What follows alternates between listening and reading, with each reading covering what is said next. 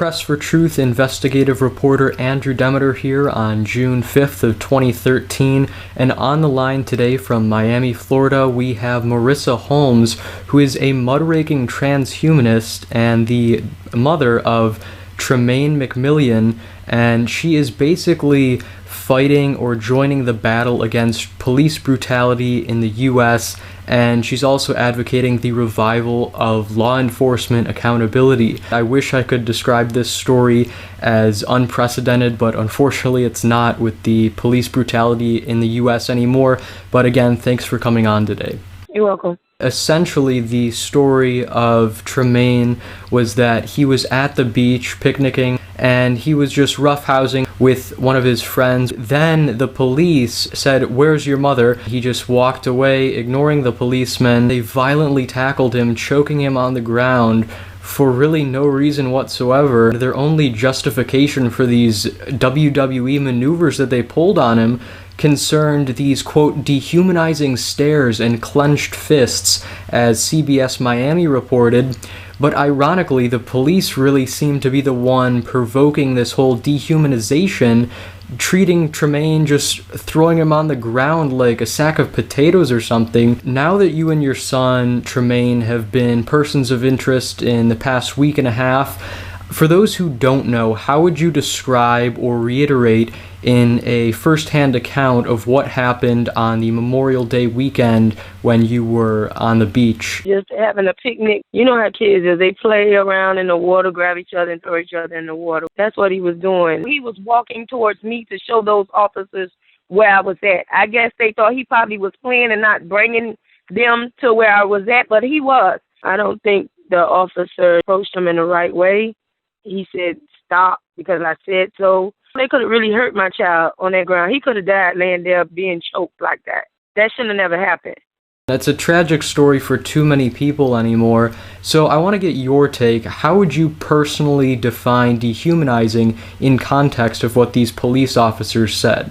His fists couldn't have been balled up, and they wasn't balled up because he had a puppy in one hand, and he had a baby nursing bottle for the puppy in the other hand. He's walking to show them where I'm at, and they just jump off their ATV, grab him, and slam him down, and the officer just was choking him, and I'm running, telling him, "That's my son, don't do that."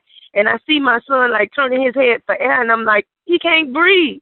My son can't breathe because you let his neck go. He can't breathe. He can't breathe." And they told me to step back, move back, and then my son urinated on himself because he was choked so hard and he couldn't breathe. My son could have died down there on that ground.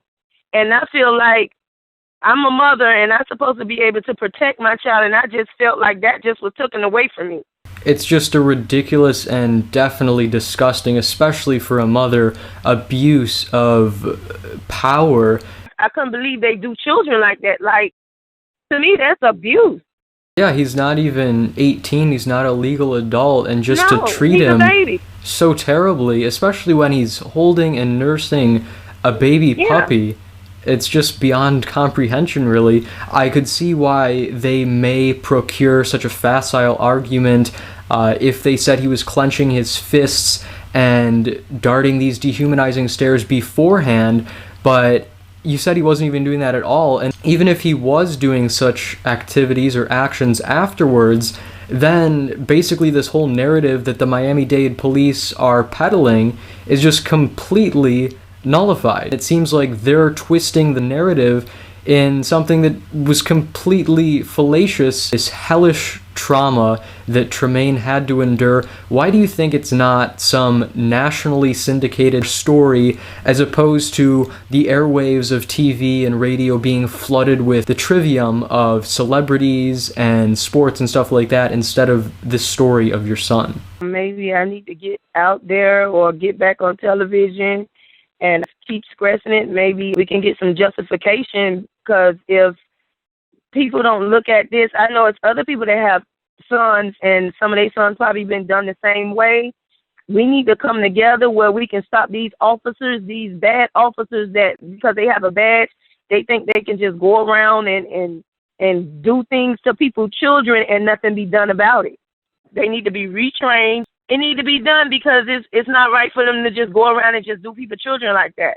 A badge doesn't just miraculously give you all this extra power. Police officers take an oath when they are sworn as an officer, and that's what that badge is symbolic of. When they completely defy swearings that they take to heart, it's completely contradictory of what they're supposed to be standing for, not to even mention that police officers are supposed to work for us, the people, who pay taxes that go to fund them and pay for their salary. With the advent of both social and alternative media in the past decade or so, such as your cell phone that gave you video concrete proof in this situation, do you think that technology like that has the potential to alter the media's corporatized landscape and also place bad cops under the limelight and keep them more accountable? Yes, I do. They need to be held accountable for the things that they do, especially when it's wrong.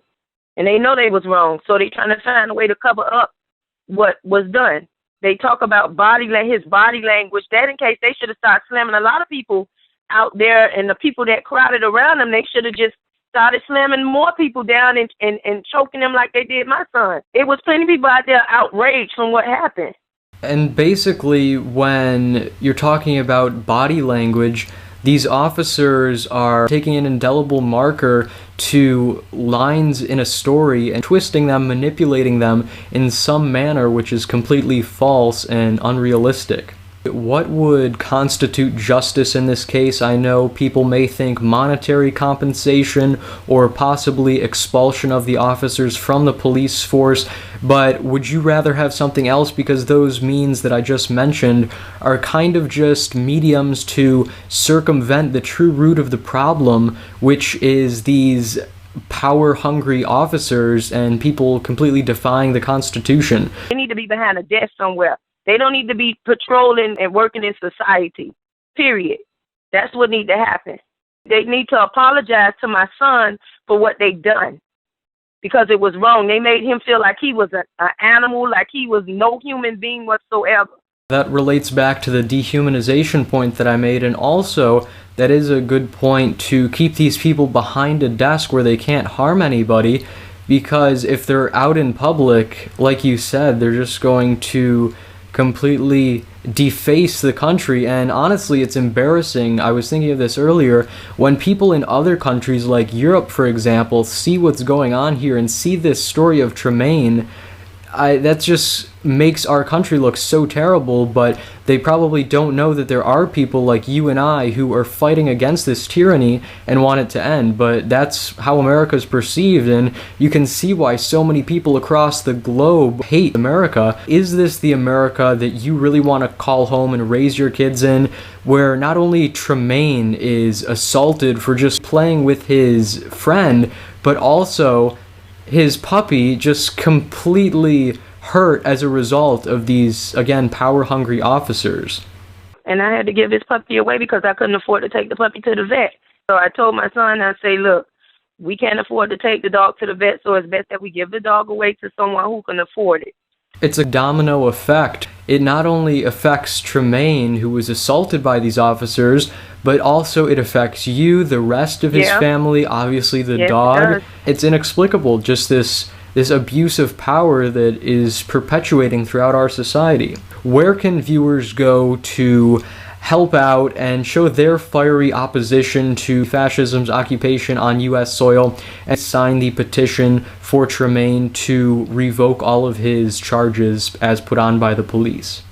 They can go to change.org/Tremaine to fill out a petition. And they also can put in comments as well. So I would love if everyone can just stand behind me and go on that website. I'll be sure to put that in the description of this video as well. So thank you so much for joining us. I really appreciate your time.